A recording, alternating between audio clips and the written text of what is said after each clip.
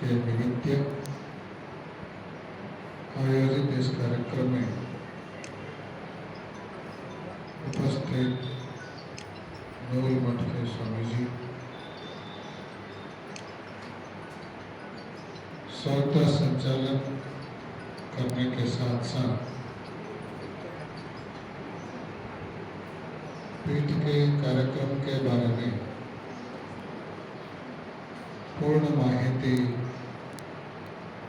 देने वाले वेद विद्वान श्री मल्लिकार्जुन शास्त्री जी,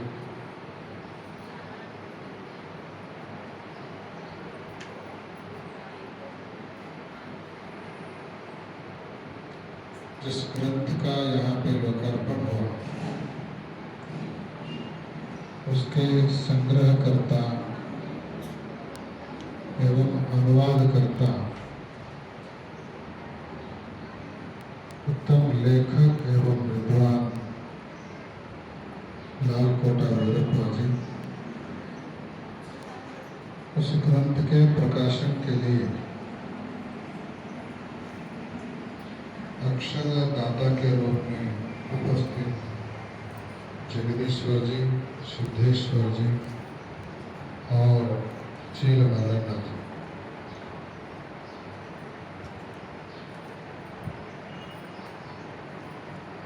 प्रमुख रूप से आज सदाशिव पीठ में कटला बाजार वीरशैव समाज, चौकीमेट वीरशैव समाज उनकी ओर से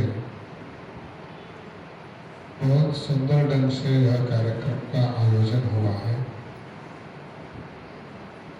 सबसे पहले उन दोनों समाज के सभी सदस्यों को, पदाधिकारियों को हृदयपूर्वक समंगल आशीर्वाद प्रकट करते हैं।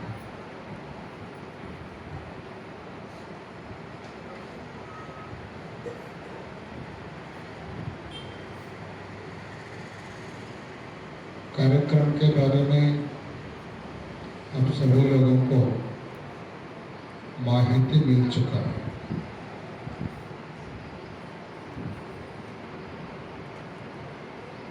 पीठारोहण के बाद 12 साल हुआ और इसी समय 50 साल हमको हो रहा है। इन दोनों के निमित्त बना करके यह कार्यक्रम आयोजित है। वैसे तो हर जगह जब भी द्वादश पीठारोहण होता है या जन्म स्वर्ण महोत्सव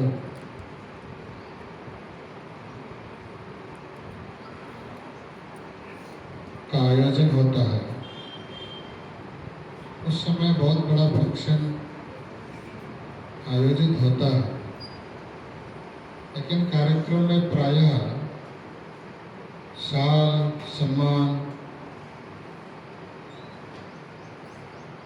इनका वर्णन वो करना, उनका वर्णन ये करना,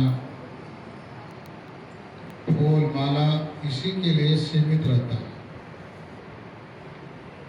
लेकिन हमने विचार किया कि बहुत लोग आ करके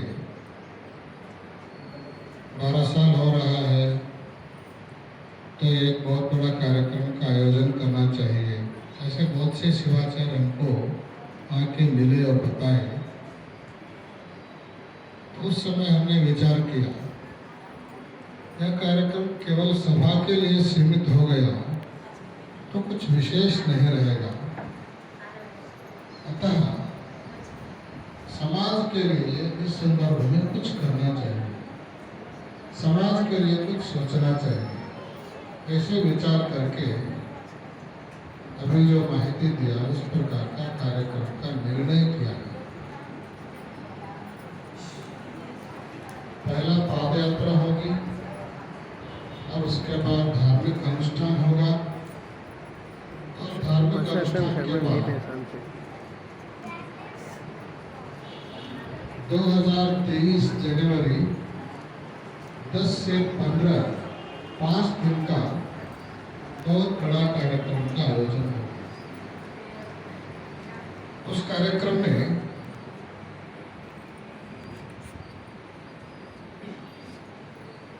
तेलंगाना, आंध्र प्रदेश, कर्नाटका, महाराष्ट्र के अनेक विद्वानों को, पीठाधिपतियों को, शिवाचार्यों को बुलाना तो बुलाते ही है, उसके साथ साथ इन चारों राज्यों के मुख्यमंत्री को भी कार्यक्रम में शामिल करने का हमारा विचार है। इतना ही नहीं, आने वाले कुछ ही दिनों में देश के प्रधानमंत्री मोदी जी को भी श्रीशैल आने के लिए आमंत्रण दिया गया। आप सब लोग देखे होंगे 3-4 साल पहले वीडियो कॉन्फ्रेंस के द्वारा मोदी जी का संपर्क हुआ श्रीशैल के साथ। उनके विचार उन्होंने व्यक्त किया। प्रायः उनके विचार वीडियो कॉन्फ्रेंस के द्वारा व्यक्त करने के बाद वो तुरंत ऑफलाइन में चले जाते हैं, लेकिन उस समय उनका वक्तव्य पूर्ण होने के बाद भी महास्वामी जी के आशीर्वचन पूरा होने तक वो खड़े रहे और पूरी बातें उन्होंने सुना। उस समय उनको हम इतने ही कहा, अभी देश में नदियों को जोड़ने का काम आप हाथ में ले रहे हैं, उसके साथ साथ ज्योतिर्लिंगों को जोड़ने का काम भी आप हाथ में ले रहे हैं। ज्योतिर्लिंगों को जोड़ने का मतलब सभी ज्योतिर्लिंगों को ला करके एक ही जगह पे खड़ा करना नहीं है। उसके लिए जो जितने मार्ग हैं, वायु मार्ग हो, रेल मार्ग हो, वाहन मार्ग हो, उन सभी मार्गों को, सभी ज्योतिर्लिंगों को व्यवस्था करना। उसके लिए जब हम उनको सूचना दिए, बहुत खुशी से उन्होंने स्वीकार किया और वो काम शुरू भी हुआ। साथ साथ श्रीशैल के लिए ट्रेन मार्ग का निर्माण करने के लिए भी हम उनको उस समय सूचना दिए और उसी समय उनको हमने कहा था, अभी आप केवल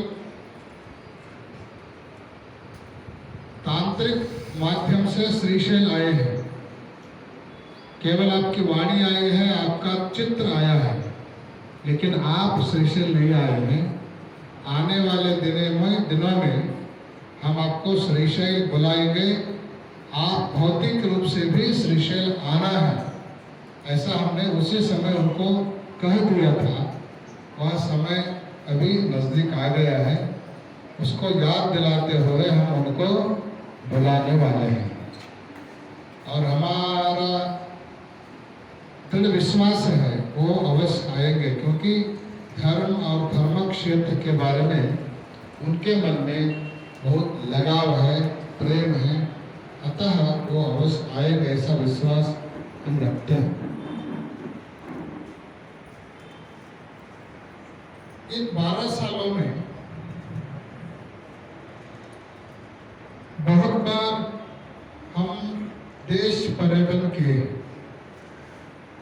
आंध्र आए हैं, तेलंगाना आए हैं, कर्नाटक तो घूमना रहता ही रहता है, महाराष्ट्र भी गए, लेकिन हमारे पास कोई योजना नहीं थी। कुछ बांधकाम करना हो या कुछ डेवलपमेंट करना हो, क्योंकि हमारे पास जगह नहीं थी। जितने जगह थे उतना सब डेवलपमेंट हो चुका था। अभी 100 रूम हमारे पास है, उतना डेवलपमेंट हम कर चुके थे। अब आगे डेवलपमेंट करना हो तो जगह चाहिए, जगह ही नहीं है तो कैसे डेवलपमेंट करेंगे और कैसे लोगों का समाधान करेंगे। उसके कारण कोई योजना लेकर के हम अब तक किसी का घर या कोई गांव नहीं गए, लेकिन योगा योग है। आंध्र सरकार ने 10 एकड़ जमीन पीठ को मंजूर किया है ये सामाजिक सेवाओं के लिए।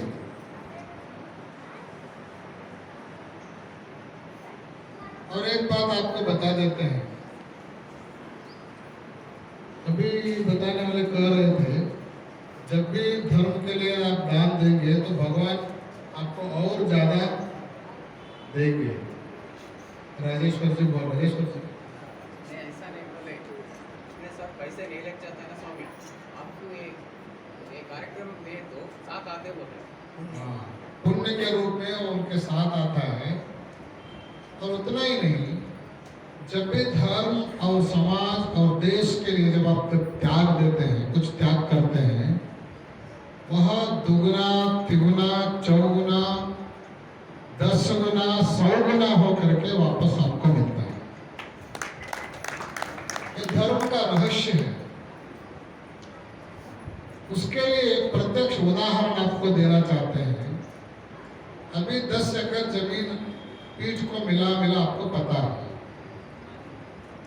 लेकिन इसके पीछे एक रहस्य है, किसी को नहीं बताया, लेकिन सदाशिव पेठ वाले बहुत बड़े भाग्यवान हैं और समाज के लिए हर समय तैयार रहते हैं, उनको आज बता देते हैं।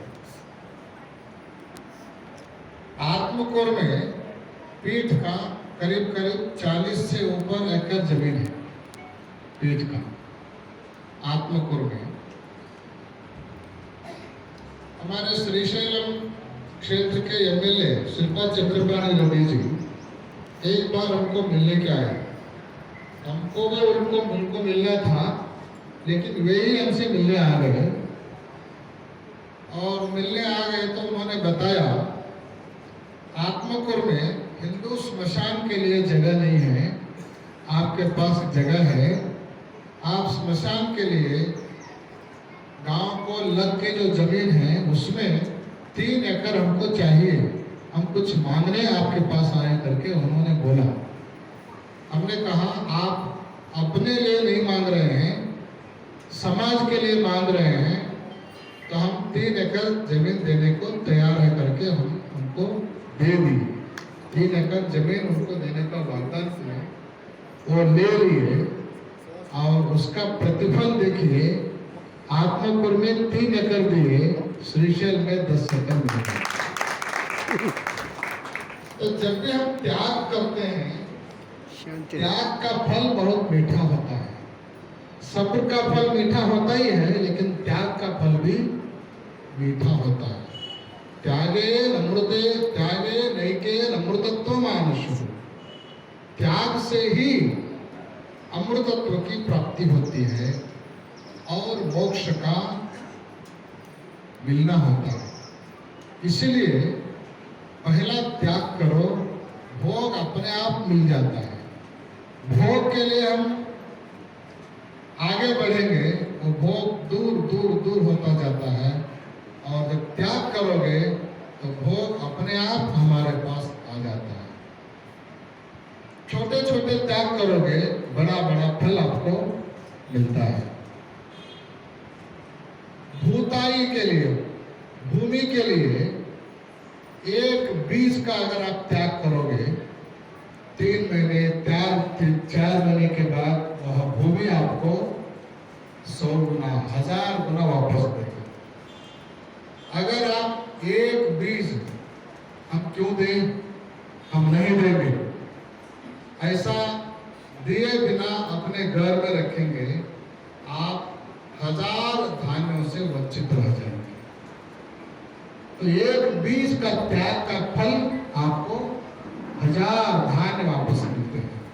प्रकृति का नियम है, कुछ दो बहुत कुछ लो। अगर कुछ देने के लिए तैयार नहीं है तो बहुत कुछ खोने के लिए भी आपको तैयार होना पड़ता है। अतः दान इस दुनिया में बहुत बड़ा चीज है, उसका महत्व बहुत बड़ी है। और पैसे को अगले जन्म में ले जाना हो तो डायरेक्ट पैसे नहीं ले जा सकते आप।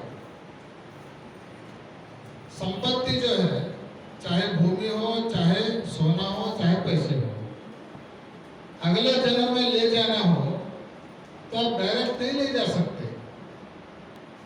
अगले जन्म में कहाँ जाते हैं, कैसे जाते हैं, किसी को कुछ पता नहीं होता है। और इससे पहले जन्म में आप कहाँ थे, क्या करते थे, कुछ भी याद नहीं, किसी को पता नहीं। लेकिन पैसे को, सोने को, जमीन को ले जाने के लिए एक उपाय है, उसको पुण्य के रूप में परिवर्तन करो। धन को पुण्य के रूप में परिवर्तन करोगे तो उसको ले जा सकोगे, उसका उपयोग हो सकता है। अमेरिका आप जाओगे, भारत के पैसा वहां नहीं चलेंगे। चलता है क्या? नहीं चलता है। वहां क्या चलता है? डॉलर चलता है। सीमा पर एक्सचेंज करके, पैसा दे करके, गाली खरीद करके अमेरिका जाना पड़ता है। अमेरिका वाले इधर आए तो उनकी भी परिस्थिति वैसे ही है। तो ऐसे ही इस जन्म के पैसे अगले जन्म में ले जाना हो तो उसके लिए उसको पुण्य के रूप में परिवर्तित करके ले जाना पड़ता है। पुण्य के रूप में कैसे परिवर्तन करना? देश के लिए देना, समाज के लिए देना, धर्म के लिए देना, पूजा पुनस्कार भगवान के लिए देना, ये सभी पुण्य कमाने का एक बहुत बड़ा साधन है। ऐसे पुण्य कमाने का एक साधन समाज के लिए प्राप्त हो, इस उद्देश्य से रुद्र होम, अन्नदान, इष्टलिंग महापूजा, तुलाभाग आदि सेवाओं को समाज के लिए समिति के द्वारा नियोजन किया गया है। और उसके साथ साथ पद यात्रा में वृक्षारोपण का भी बहुत बड़ा संकल्प लिया गया है। वृक्ष जो है मनुष्य जीवन का बहुत बड़ा सहयोगी है। वृक्ष नहीं है तो मनुष्य जीवन यापन ही दुर्बल होता है, दुस्तर होता है। आप सोच लो, वृक्ष धूप में खड़े होते हैं और जो नजदीक आते हैं उनको छाया देते हैं। वे धूप में खड़े होते हैं लेकिन दूसरों को छाया देते हैं। वो कार्बन डाइऑक्साइड पीते हैं और दूसरों को आम्लजनक देते हैं। उतना ही नहीं,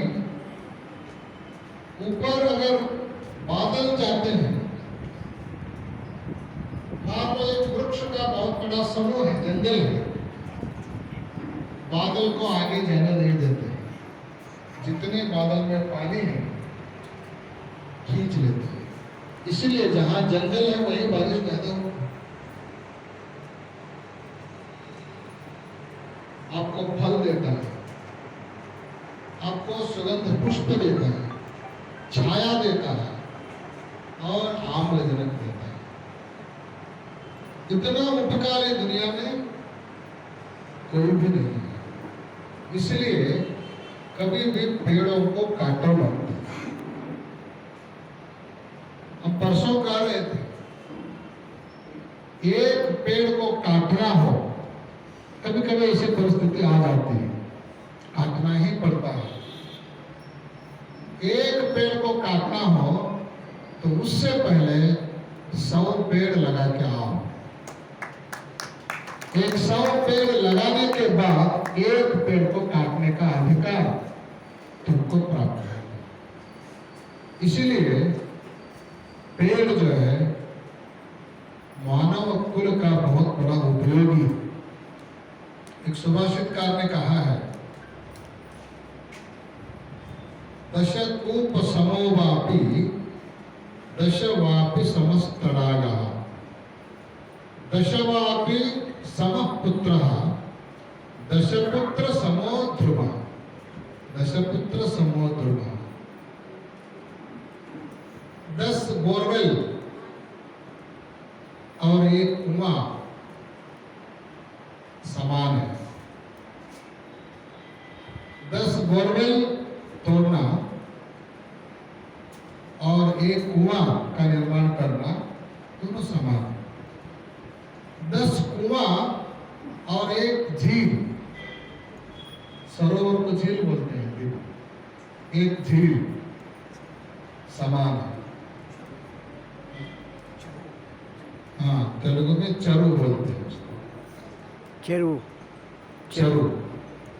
10 कुआं और एक चरु समान। आगे जाके बोलते हैं 10 झील और एक सद्गुण संपन्न पुत्र समान है। एक अच्छा बेटा समाज को देना और 10 झील का निर्माण करना समान है। आगे जाके बोलते हैं 10 अच्छे पुत्र और एक वृक्ष का समान है।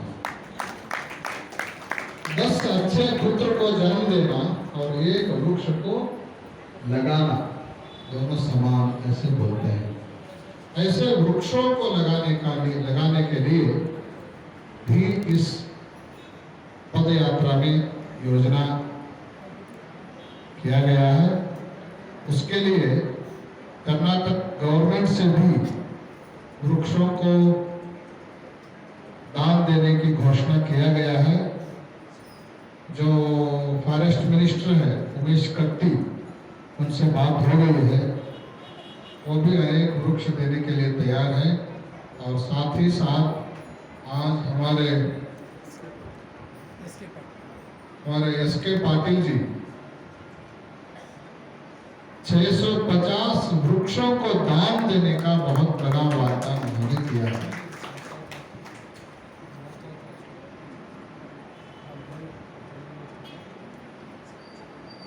150 किलोमीटर का पदयात्रा है, तो उनके मन में है 1 किलोमीटर के लिए कम से कम एक वृक्ष को दान देने का।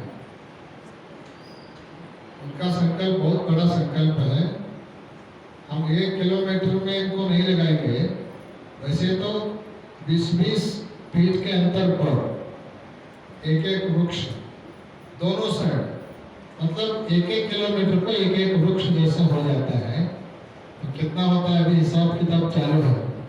अभी पदयात्रा का सर्वे चालू है। पदयात्रा का सर्वे होने के बाद कहाँ वृक्ष है, कहाँ वृक्ष नहीं है, उसके हिसाब से कितने वृक्ष हमको जरूरत पड़ेंगे, ये सब हिसाब लगा करके बाद में आपको बताया जाएगा। लेकिन अभी जितने वृक्ष हमको चाहिए उसमें से 650 वृक्ष तो हमारे एसके पाटिल जी के द्वारा वाग्दान के रूप में घोषित हुआ है। बहुत हमको संतोष और आनंद है। उनको अनंत मंगल आशीर्वाद यहाँ पे हम व्यक्त करना चाहते हैं। वृक्ष को दान देना बहुत बड़ा दान है, उसके लिए उनको विशेष मंगल आशीर्वाद है। और कर्नाटक में तो वृक्ष मिल रहे हैं, आंध्रा में तो वृक्ष चाहिए, जहाँ जरूरत है वहाँ पे इनका हम उपयोग करेंगे, ऐसे सूचना उनको देते हुए। और विशेष करके श्रीशैल में बहुत से लोग आते हैं, बहुत से लोग आते हैं। हमारे चिल मल्लाना उधर भी बोले और आज भी यहाँ पर भी बोले, हमको उधर व्यवस्था की जरूरत है। हम भी चाहते हैं आप सबको व्यवस्था हो, लेकिन समस्या क्या है, श्रीशैल क्षेत्र में आने वाले लोग बहुत हैं, लेकिन रूमों की संख्या बहुत कमी है। काशी में इतने संख्या में लोग जाते नहीं हैं, जाते हैं लेकिन बोल के जाते हैं, जितने जाते हैं उतने बोल के जाते हैं, और जो जाते हैं उनकी व्यवस्था हो जाती है उधर, क्योंकि जितने जाते हैं उतने रूम उधर मिल जाते हैं। इधर क्या होता है, आते बहुत हैं, रूम बहुत कम होने के कारण कभी कभी असुविधा हो जाती है। इसीलिए ये जो रूम की कमी है उसको पूर्ति करने हेतु ही हम संकल्प किए हैं। अभी जो 5 एकड़ जमीन गवर्नमेंट के द्वारा प्राप्त हुआ है उसमें कम से कम 500 रूम का निर्माण करने का हमारा संकल्प है। और 500 जब रूम निर्माण होंगे उस समय हम ही आपको बुलाएंगे, आइए आइए करके। आपको सूचित करने की जरूरत नहीं है, रूम खाली है, आप आइए करके हम आपको बुला करके रूम की व्यवस्था करेंगे। आप चिंता मत करो, अतिथि के लिए ही है, लोगों के लिए ही है। और उसके लिए जब हमने आह्वान किया जो कोई रूम का निर्माण करने के लिए आगे आएंगे तो उनके नाम से रूम बनेगा, और वो जब आएंगे उनको तो रूम दिया ही जाएगा। साथ ही साथ जब वो नहीं रहेंगे उस समय इतर लोगों को वो रूम प्रोवाइड किया जाएगा, और उस समय वो लोग रह करके जहाँ पूजा वगैरह करते हैं उस कुंड में जो रूम डोनेशन करते हैं उनको भी भाग मिलता है। उसके लिए रूम के डोनेशन के लिए हमारे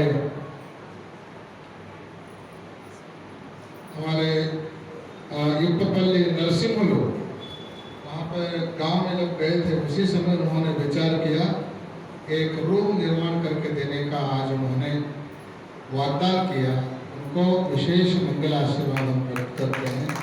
साथ ही साथ हमारे कोसी शंकर जी जो कि बहुत बड़े बिल्डर के रूप में जाने जाते हैं, उन्होंने भी एक रूम उधर निर्माण करके देने का वाग्दान किया है।